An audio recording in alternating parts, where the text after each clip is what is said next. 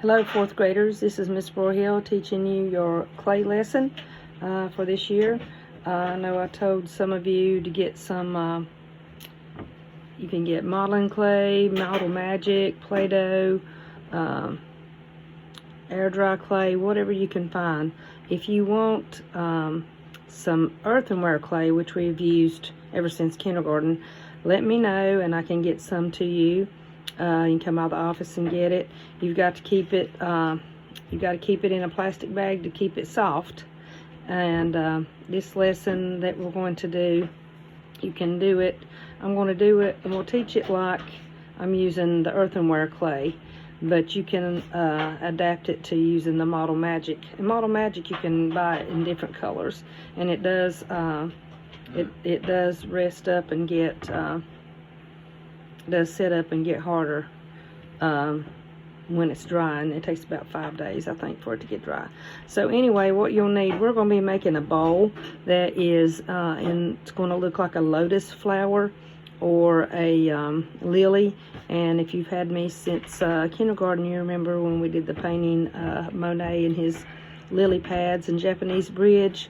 We can add other details to it, like a dragonfly or a frog or whatever you want to put inside the bowl is fine. But what you got to start out with is just a regular cereal bowl. You got to have one of those. We've got to make a stencil of a petal, which I'm going to show you a good size for that. It depends on how big your bowl is, of course. So I'm just taking it for granted that you guys might have a regular size cereal bowl to use.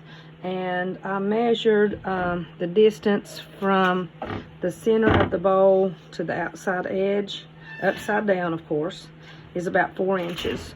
And so what you would do, get some kind of a little stiff paper to make your stencil and measure it. I think I've got this about 4 inches, pretty close.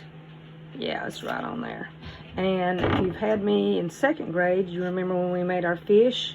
Let me mark off 4 inches, by the way. We would draw a smile, and then we draw a frown, and that's the shape of a petal on your lotus flower or lily. So we've got that drawn in, and then we would cut it out. So this will be your stencil for your petals. So what you would do next when you get your clay, this is a little bit bigger than a golf ball. Roll it into a ball about the size of a golf ball. Mash it down flat.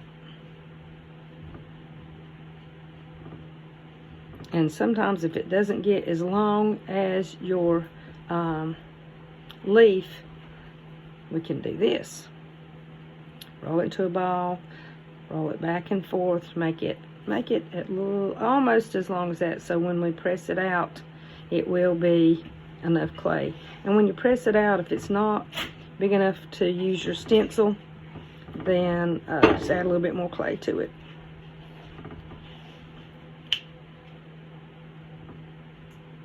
Okay. You do not want it more thicker, wider than half of your finger. So about a 1/4 inch is good.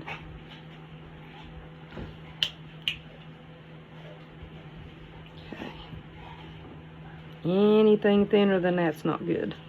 So you can take a paper clip, cut it out,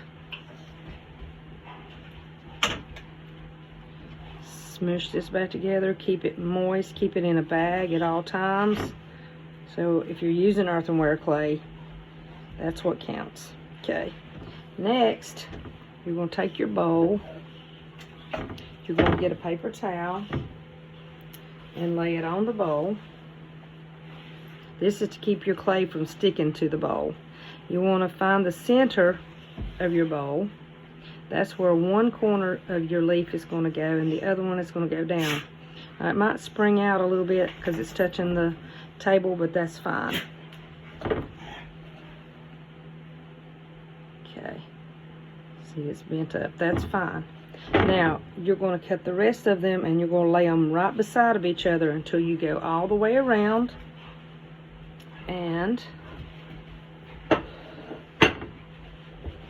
your Lotus flour.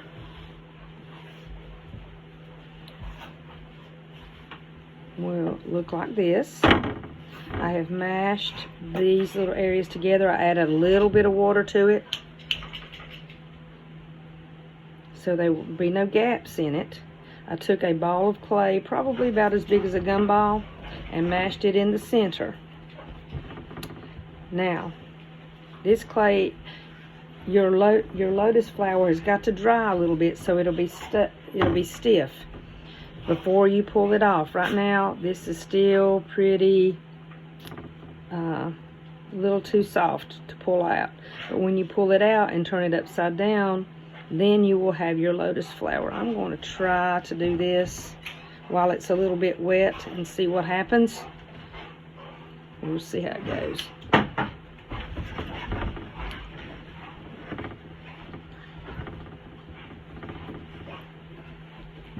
Not too bad. It's still pretty soft, so it's going to fall apart. But this would be the inside of it. So let it get just a little stiff, and then you can pull that one off, and you can still take water and rub this in here and smooth it out. And then you've got your Lotus flour bowl.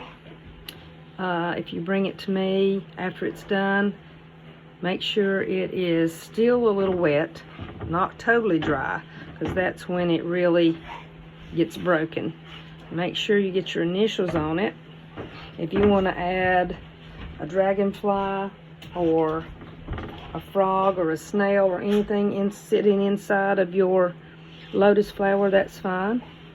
Make sure you get your initials on it if you bring it to me, and then I will fire it for you.